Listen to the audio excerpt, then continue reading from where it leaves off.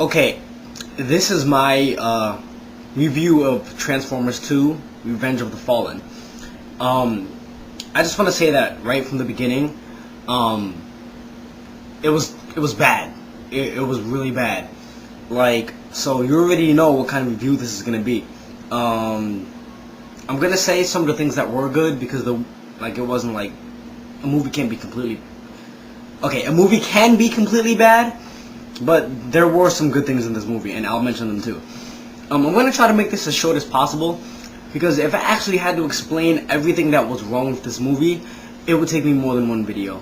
And some people really don't have that attention span. Sometimes I don't even have that attention span. So I'm trying to please as many people as I can by making this as short and as simple as possible. And even that may take longer than 5 minutes. First of all, the movie's pacing was horrible. Midway throughout the movie, you just want to leave. It wasn't good at all. Like, it was daunting to watch. You know, there are some movies where they say, leave your brain at the door. You know, leave your mind at the door. You don't have to focus on a storyline. You don't have to focus on some riveting romance. You don't need that. But this movie couldn't even do that. You know how when you went to see, like, Shoot 'em Up, you know, it was just like mindless self-indulgence, but it was great. It was stylized action, and it was good. This movie wasn't even that. It wasn't even that satisfying to give you that. You didn't even have that feeling that, oh, I should just enjoy this for what it is, because you couldn't.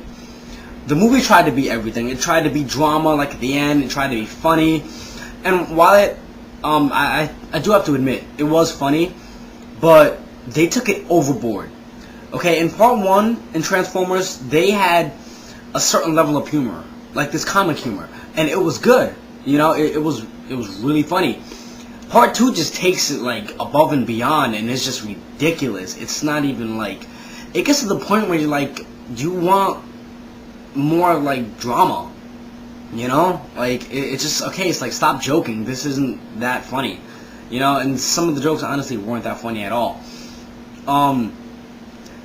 The movie, I have to say, the reason why it was probably so bad was because it seemed pointless.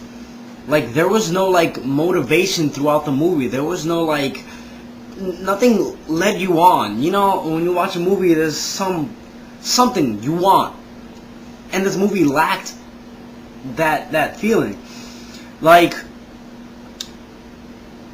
basic storyline is, you know, Sam Witwicky, he has the cube sliver in his pocket from part 1, and he touches it, and he starts seeing all these symbols, and now he doesn't know what they mean, so he's trying to find out what's going on. He's freaking out, and come to find out that the symbols are like this code to find this this dagger, like this dagger. They called it the something matrix. I don't remember what it was called, and that's like the main storyline. So they gotta find that, and this matrix can start this like machine that's been on Earth for like the past like 20,000 years, and nobody's known about it. And this machine, what it does is it like blows up the sun and takes its energy, and then whatever, you can like use it for whatever you want, I guess. The new villain is the Fallen, and the Fallen is like, I remember when the movie was first when it was in pre-production, and they were like, oh, who's the Fallen? And Michael Bay said, oh, he can be described as apocalyptic. Do not let that fool you. He is not apocalyptic. He's like this old, like, wretched, like, shaman-looking, like, Prime who, like, lives on Cybertron. And then you have Megatron. They bring back Megatron towards, like, kind of the beginning of the movie. And they just, like, when they bring him back, he's like, okay, that's it.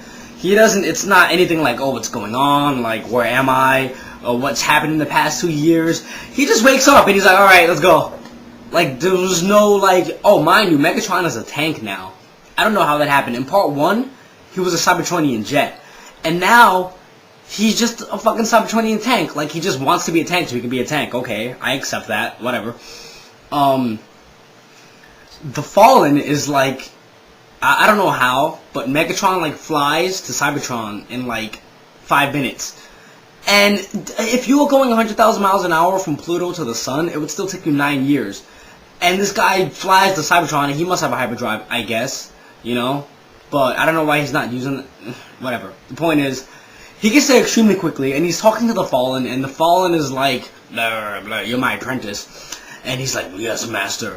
And the Fallen is like, he's like hooked up to like these like IVs, and he's like on life support. He's like sickly looking. He's like, oh, we need to defeat Optimus Prime. Oh, no. And then he's like, Megatron is like, oh, he's dead. He's like, oh, he's dead? Well, I'm good. I'll just, head my way, let's go to Earth. I'm fine, I kind of just had a fuzzy head, maybe like a little runny nose. I'm okay. It's like, what, were you like holding out because Prime was alive and now you just like pop up out of nowhere? No, this shit does not work that way. The movie was completely unrealistic. Before you say or think anything like, oh, it's a movie, it shouldn't be realistic, that's true. But there is a certain level of realism that you have to have in a movie for it to be believable. It gets extremely annoying.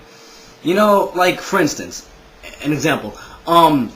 They're like in Egypt, and there's like this checkpoint they have to get past, and nobody has passports. And they get there, and the military is like, "Oh, blah, where you from?" And then they're like, "Oh, I'm here." It's the guy from like Sector 7 from Part 1. I cannot remember his name. He's like, "Oh, I'm here with my family. We're just tourists. We're from New York City." And then he's like, oh, you're from New York City? Blah, blah, I've heard of New York City. You can go right on through.